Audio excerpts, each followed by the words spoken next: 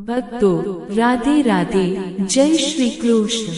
આપણે અત્યાર સુધી આત્માની યાત્રા અને નરકની સજાઓ વિશે જાણ્યું, પણ શું તમે જાણો છો કે જે ક્ષણે મૃત્યુ આવે છે ત્યારે આત્મા શરીરના કયા ભાગમાંથી બહાર નીકળે છે?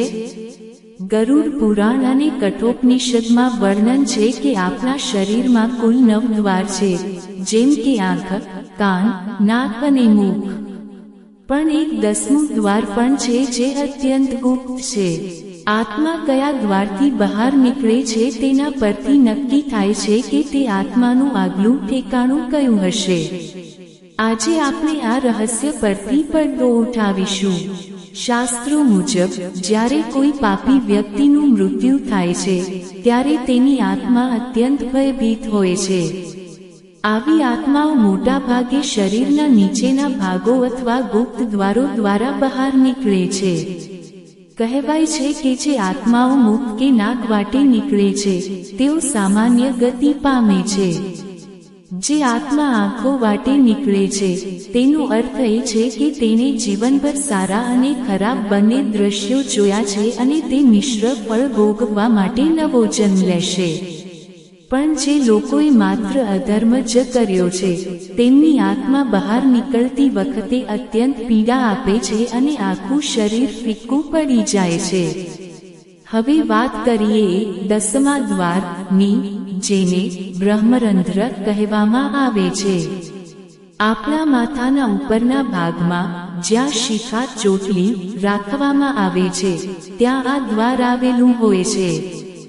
જે યોગીઓ, સંતો અને પરમ ભક્તો હોય છે, જે આખી જિંદગી ભગવાનના ધ્યાનમાં મગ્ન રહે છે, તેમની આત્મા આ બ્રહ્મરંધ્ર તોડીને બહાર નીકળે છે।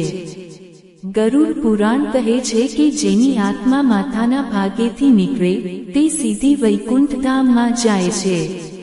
આવી આત્માઓને ફરી ક્યારેય આ જન્મ મરણના ફેરામાં આવવું પડતું નથી। તેને જ મોક્ષ કહેવામાં આવે છે। આ ઉપરાંત જ્યારે કોઈ વ્યક્તિનું મૃત્યુ થાય છે ત્યારે તેની આસપાસના વાતાવરણમાં એક પ્રકારનું ખેંચાણ પેદા થાય છે। જો તે વ્યક્તિના અંતિમ શ્વાસ વખતે રામ નામનો જાપ કરવામાં આવે અથવા ગંગાજળ આપવામાં આવે તો આત્માના 9 દ્વારો શાંત થઈ જાય છે અને તેને ઉપરના માર્ગે નીકળવામાં સરળતા રહે છે। એટલે જ આપણા વડીલો કહેતા કે અંત સમયે હરિનું નામ લેવું જોઈએ। આ 2026ના દોડધામ ભરેલા સમયમાં આપણે ભૌતિક સુખ પાછળ એટલા આંધળા થઈ ગયા છીએ કે આપણે આપણા આ અંતિમ પ્રવાસની તૈયારી કરવાનું ભૂલી ગયા છીએ। ભક્તો, આત્માની આ ઉર્જા આપણને સમજાવે છે કે આપણે પૃથ્વી પર માત્ર મહેમાન છીએ।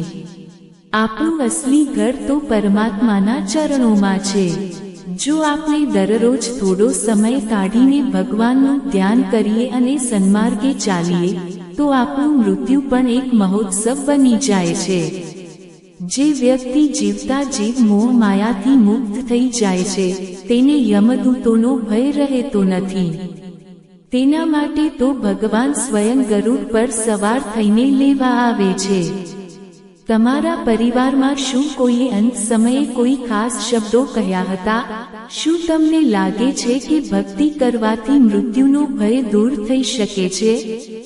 કોમેન્ટમાં તમારા વિચારો અને અનુભવો જરૂર લખજો।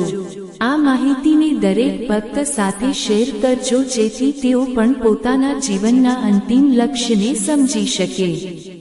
કોમેન્ટમાં ભક્તિપૂર્વક જય શ્રી હરિ અને મોક્ષાય નમઃ જરૂર લખજો। ચેનલને સબસ્ક્રાઇબ કરવાનું ભૂલતા નહીં જેથી આપણે આધ્યાત્મિક જ્ઞાનના આવા જ ઊંડા રહસ્યો દરરોજ જાણી શકીએ। ભગવાન તમારી ભક્તિ સ્વીકારે અને તમને સત્કર્મની શક્તિ આપે। રાધે રાધે, જય શ્રી કૃષ્ણ।